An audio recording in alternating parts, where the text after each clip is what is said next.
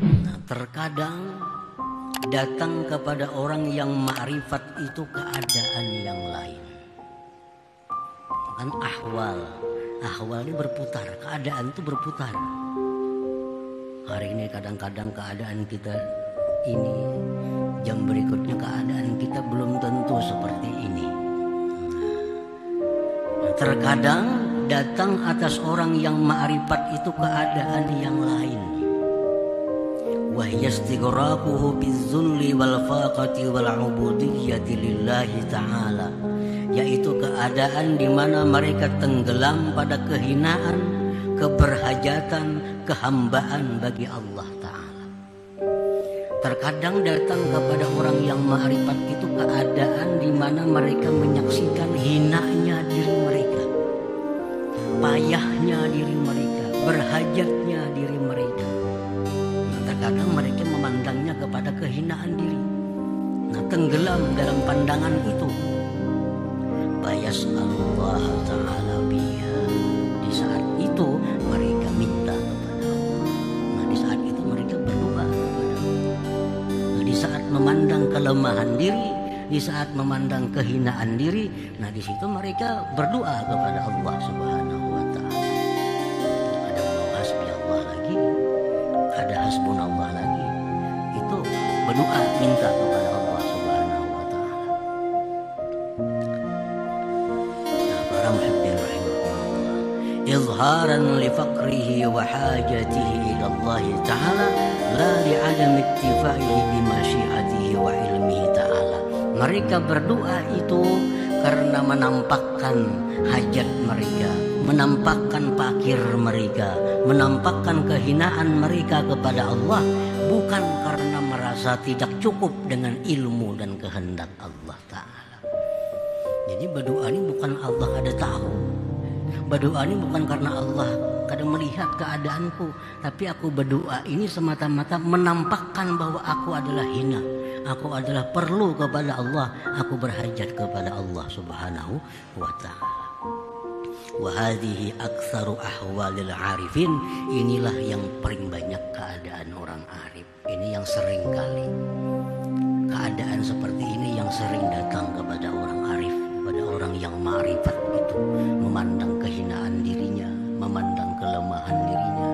Di saat itu mereka tadarru, memohon dengan bersangatan memohon kepada Allah Subhanahu wa ta'ala. Nah, jadi tergantung keadaan. Mana baiknya kita berdoa dengan kada berdoa, tergantung keadaannya. Di saat kita memandang keagungan Allah, di situ kan perlu doa, cukup hasbi Allah. Tapi kalau saat itu kita memandang kelemahan diri kita, kehinaan diri kita, di situ yang lebih baik kita doa, kita minta kepada Allah Subhanahu wa ta'ala. Tapi mintanya itu tujuannya menampakkan kehinaan, menampakkan fakir, bukan menganggap Allah itu kada tahu keadaan kita, bukan. Kama haqallah, sebagaimana Allah mengisahkan soal Ibrahim alaihissalam, doa Nabi Ibrahim. Nabi Ibrahim banyak juga berdoa kepada Allah, tapi di saat yang lain, keadaan yang lain. Apa doa Nabi Ibrahim antara lain? Rabbana inni askantu min dhurriyyati biwadin ghairi dhi zar'in 'inda baitikal muharram Rabbana liyuqimus shalah faj'al af'idatan minan nasi tahwi ilaihim warzuqhum minas thamarat la'allahum yashkurun. Nah, doa Nabi Ibrahim. Nabi Ibrahim berdoa kepada Allah, minta, wahai Tuhan kami, aku diamkan, titipkan zuriatku di suatu lembah yang tidak ada pohon-pohonan, di sisi Baitullah, Baitikal Muharram. Ya Allah, jadikanlah mereka itu zuriatku orang yang mendirikan sholat,